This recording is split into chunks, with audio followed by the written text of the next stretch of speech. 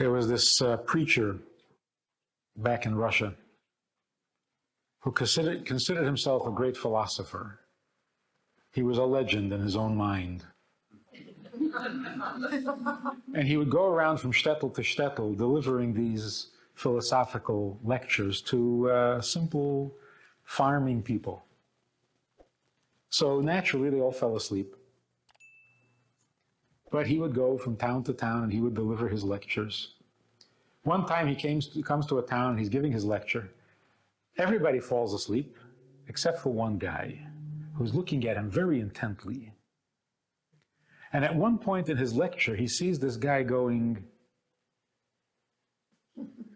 like this. He said, finally, somebody is listening, somebody is agreeing with me. But after a few moments, the guy is going like this. So he thinks, oh, he doesn't agree with me. So he brought more arguments and he explained it better and he tried harder. And after a while, the guy's going like this. And this went on back and forth. He would say no, and he would explain it better. And then the guy would say, nod yes. So, of course, the lecture went on for hours.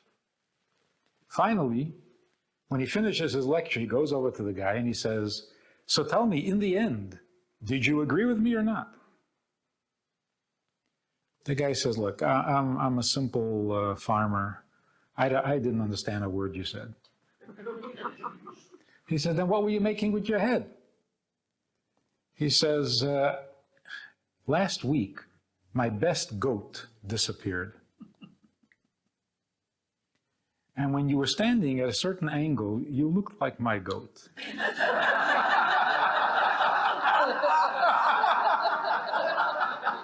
But then you turned the other way, and I thought, no. But when you turned back, I thought, yeah, that's my goat.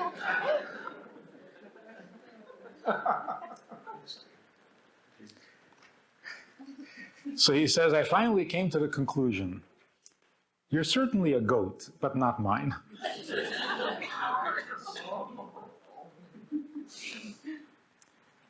When we get together, a whole community of Jews, we got to accomplish something. We got to say something. We got to learn something meaningful, something real, something true, something holy, something without an echo.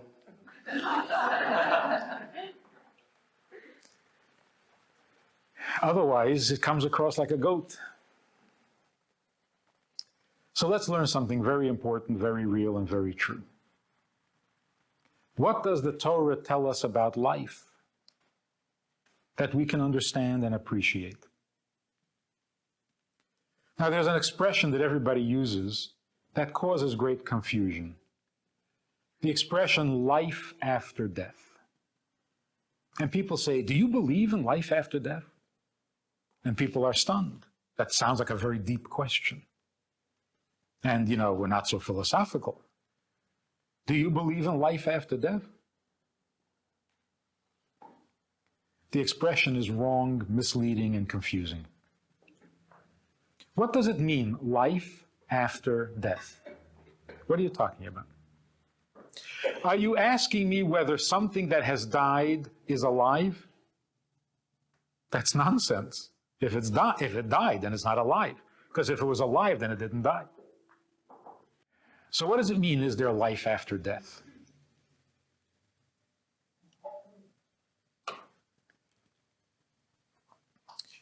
A human being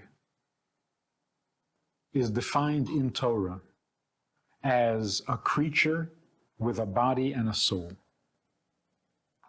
Because in the story of creation, it says God formed a body and then breathed into it a soul, and it was a man, a mensch.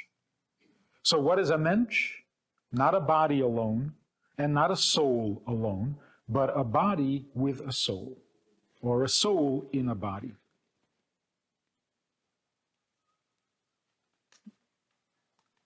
Every life has a certain span. Every person is given a certain number of years. When those years are up, the soul and the body go their separate ways. They each return to their natural habitat. and that is the expression from dust to dust. The body goes back to the ground because that's where it came from. It was made from the earth, and it goes back to the earth. The soul goes back to where souls come from, wherever that is. When the soul and the body separate, we call that death. But what actually happened when the body and soul separate? The body is not a living thing. By its very nature, it is earth. It's not a living thing. It only lives because the soul gives it life. The soul, on the other hand, is a living thing. It is alive. So when we ask the question, is there life after death? What are we talking about? Are we talking about the body, or are we talking about the soul? Either way, the question makes no sense. Because if you're talking about the body, and you're asking, is the body alive after it dies? Not a very good question. Of course not. If you're asking, is the soul alive after it leaves the body? That's not a good question either. Because, of course, yes. A living thing can't die. Life can't die. It's just a logical, necessary assumption. Life can't die. Death can't live. So is there life after death? What does that mean? What's alive is always alive. Not after death, always. So the only real question, only logical question should be, where does life go when it leaves the body? That's a good question. And I don't know the answer. That's what makes it a good question. But is there life when it leaves the body? The soul is more alive when it leaves the body. Because while it's in the body, it has to schlep this thing around.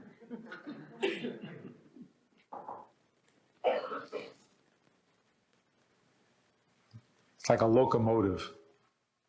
Can a locomotive move when it's disconnected from the 300 cars? Can it move? Yes, it can move a lot easier. So the soul is a locomotive. The body is like the cars, the caboose. So for 120 years, the locomotive schleps this body around and gives it life. When it separates from the body, it becomes more alive. What does life mean? Life means feelings. Life means knowledge. Life means sensitivity. How much knowledge can a soul have when it has to work through a little brain? It's limited. How much sensitivity can the soul experience when it has to experience it through an insensitive body? It's limited. How much emotion can a soul feel when it has to do it through a human heart? It's limited. And that's why there were times in the olden days when people would die from excitement, from heartbreak. Why? Because the heart couldn't take it. The soul was feeling more than the heart could take. But when the soul is not attached to the body, it feels those same feelings more intensely. It understands what it had studied or what it had thought more deeply. It's now free to live without restrictions. So when people say, God forbid a husband dies leaving a wife, or a wife dies leaving a husband, does the soul in heaven still feel, care, know? The answer is, what do you mean still? Now it really feels. If it could feel love or compassion or devotion through a human heart that is only so big. Imagine how much love it feels now that it's not restricted to that little heart. And it doesn't have to worry about whether the heart can take it. Now it can really feel. So it's hard for us to imagine how much emotion is a soul capable of when it is not restricted by the human heart. How much knowledge and understanding is a soul capable of when it doesn't have to work through the little brain? How much does the soul see when it doesn't have to see through eyes? How much does it hear when it doesn't have to hear through the ears? So is the soul still alive? Not still alive. Now it is fully alive.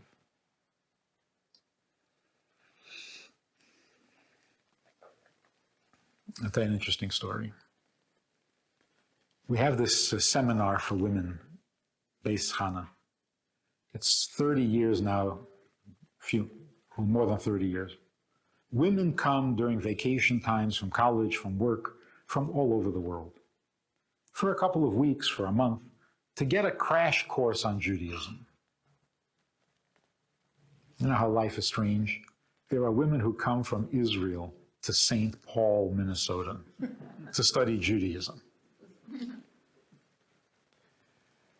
One year, many years ago, a girl came to Beis Chana. She was 16. Her mother begged her to come because from the time she was 13, she had told her parents that she wants to be a Mormon. You know what is a Mormon? This girl grew up in Brooklyn. She went to a day school all her life. When she was 13, she decided she wants to be a Mormon. She told her mother, the mother says, "What's a Mormon?" She had no idea what that was.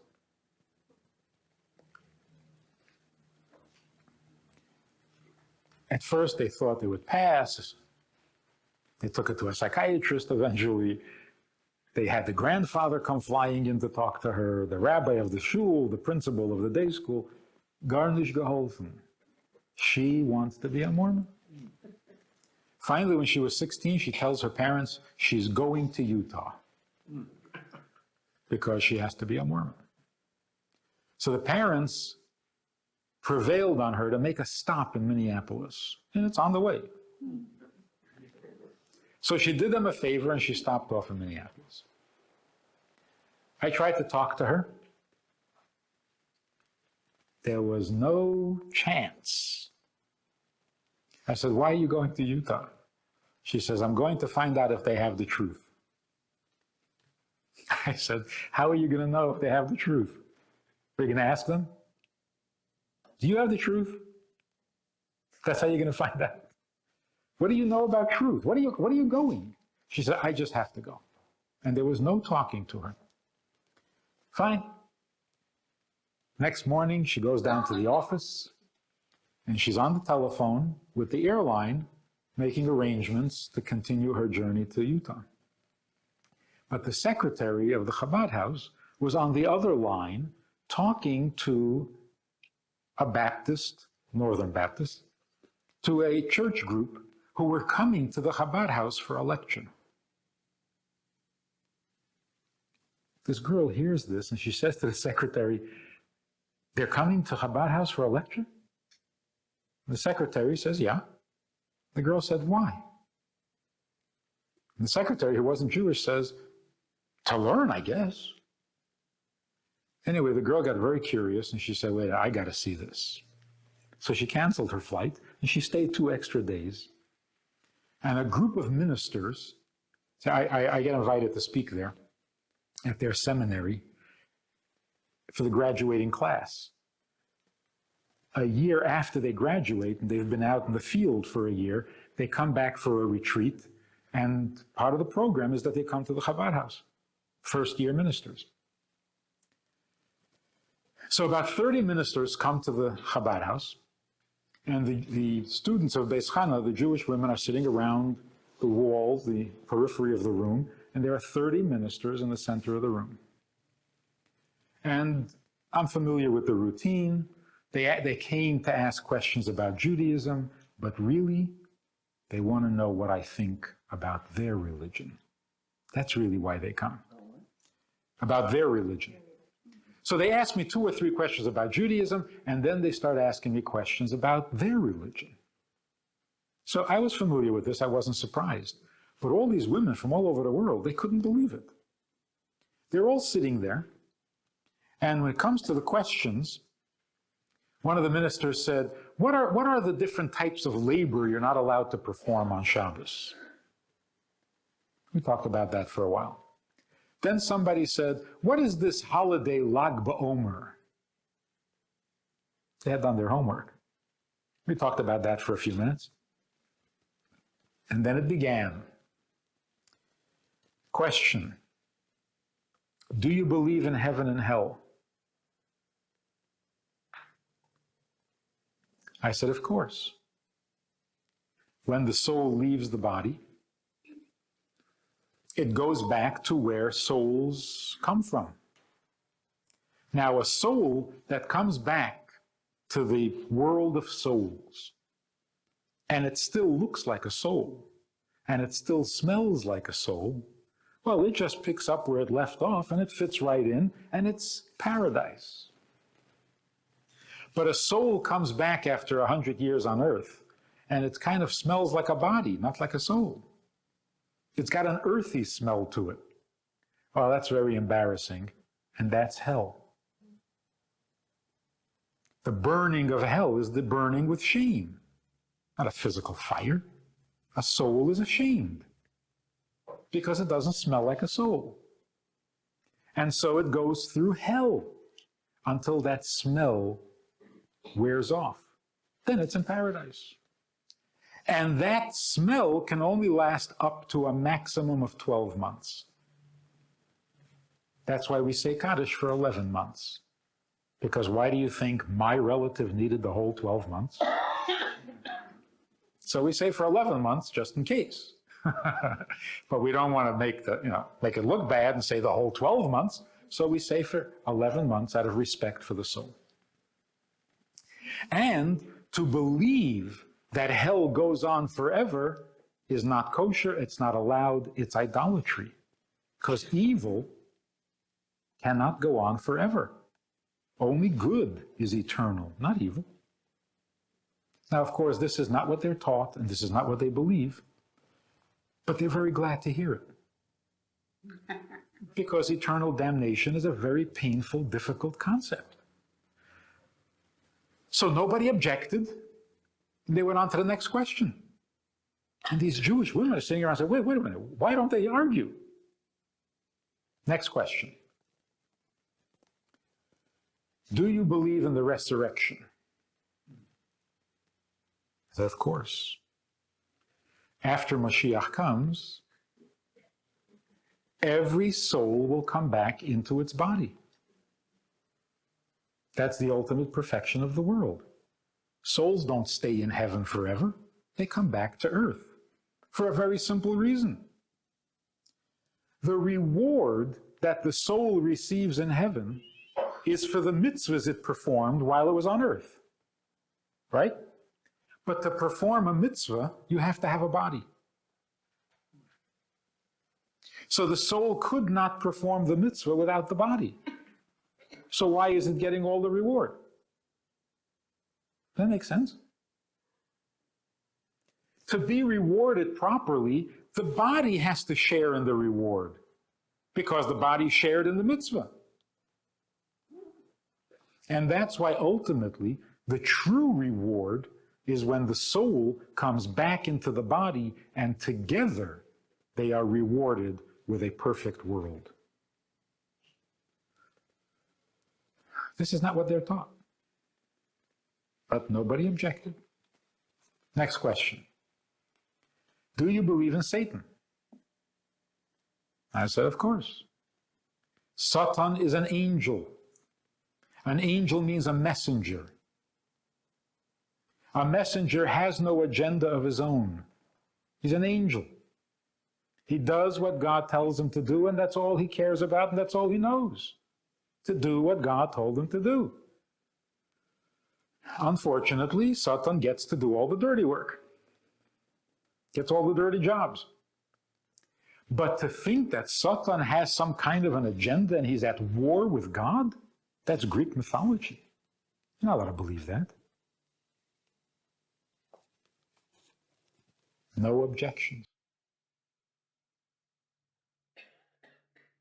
Next question. Do you believe in the Messiah? I said, of course. Mashiach is a descendant of King David. He will inspire the world, bring peace to the world. But it's not a matter of believing. Just to believe that someday there will be a Messiah. The sooner we get back to keeping all the commandments, the sooner he will come.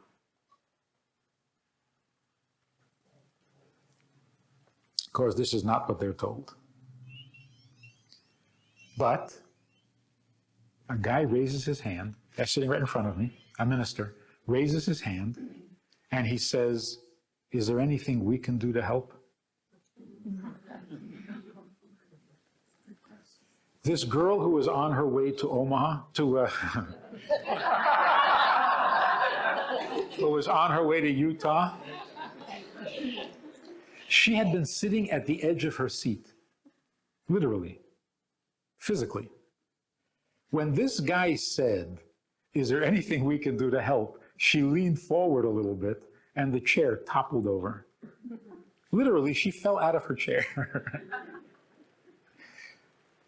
The session was over and she comes over to me and she says, I'm not going to Utah. What's the point? They'll bring me here for an afternoon to find out I might as well stay here.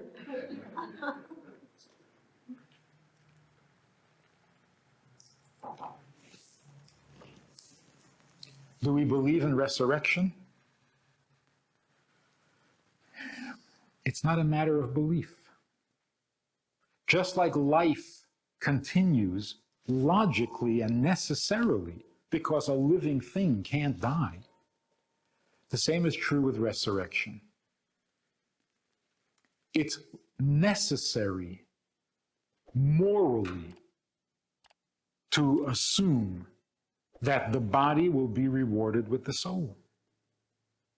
So it's not just a matter of believing in some strange event that's going to happen.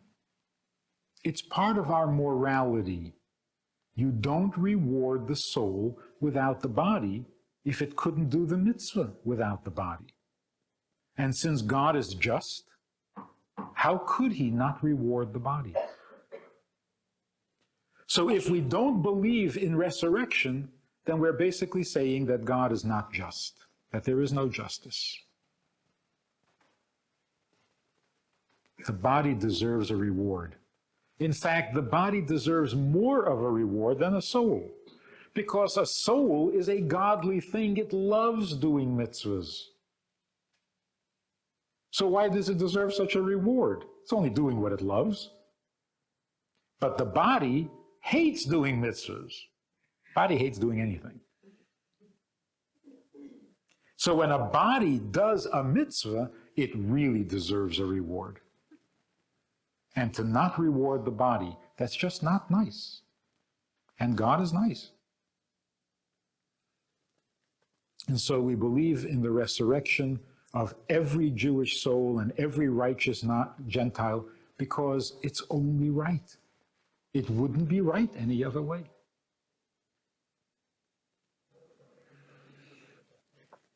Now, the process of birth and death is explained very, very graphically in Torah and in Kabbalah. By the way, Kabbalah, I mean real Kabbalah, not the stuff Madonna dabbles in. Real Kabbalah is simply a section of Torah. Only it's the mystical section.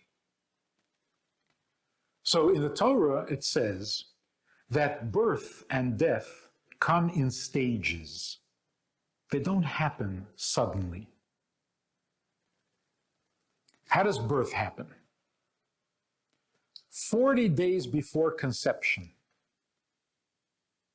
the angel announces that there's going to be a conception and a birth. It announces how long this soul is going to be in the body. It announces the type of life it's going to have. It announces who you're going to marry. That's before you're conceived. You're already married. Then it's just a question of finding him or her.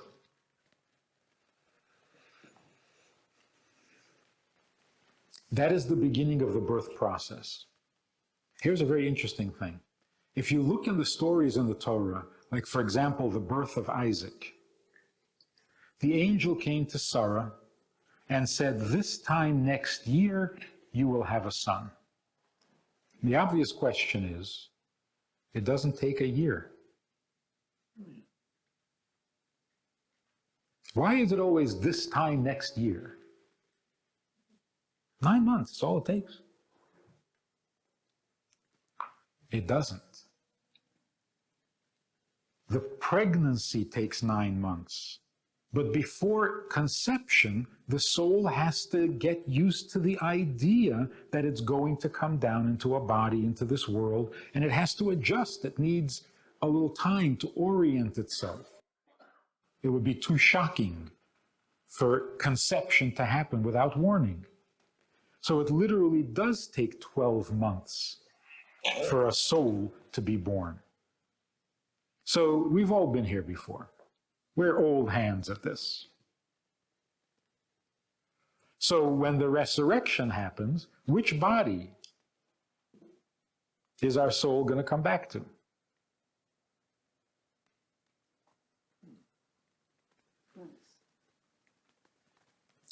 Some suggest that you get to pick the best parts of each body.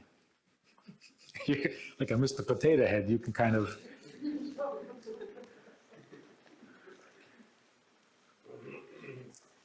Every body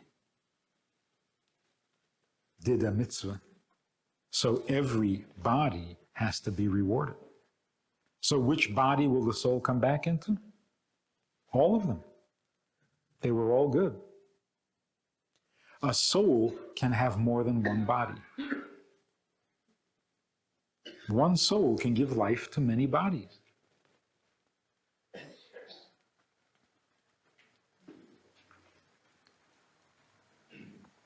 This explains a fascinating statement in the Medrash. The Medrash makes the following observation. If you look in the verse in the Torah, it says, "And the days drew near," or it drew near the days for Yaakov to die, which literally means he was close to death. But the Medrash takes it very literally and says, the days were going to die? That's what it sounds like if you translate it literally. It's like, the days were going to die. Yaakov's days were going to die. So the Medrash says, the days are going to die? And it answers the question. It says, that's right. Yaakov doesn't die, just the days die. You run out of days. You don't run out of life. So we really don't die. Our time is up. The time ran out, not the soul, not the life, but the time that the soul was supposed to spend on earth, that ran out. That's a very Jewish and correct understanding of life and death. If you enjoyed this conversation or this topic, and you're looking for more information, or you want to hear it again from another angle, there's a way to do that. And that is in this book. It's all there. Order it from Amazon. You can read it, reread it, and share it. We have a Sunday night program for VIPs that you might be interested in. It's informal. It's questions and answers. It's conversation. It's really relaxed, it's really pleasant, enjoyable, informative, and kind of community-like. It's a Sunday night program. There's a Wednesday morning program for the VIPs, and there's a Wednesday night program. All of it just conversation, casual, laid back, unscripted. So join us. Take a look. Click the link below and see which of the three suits you best, and join us for some enjoyable conversation.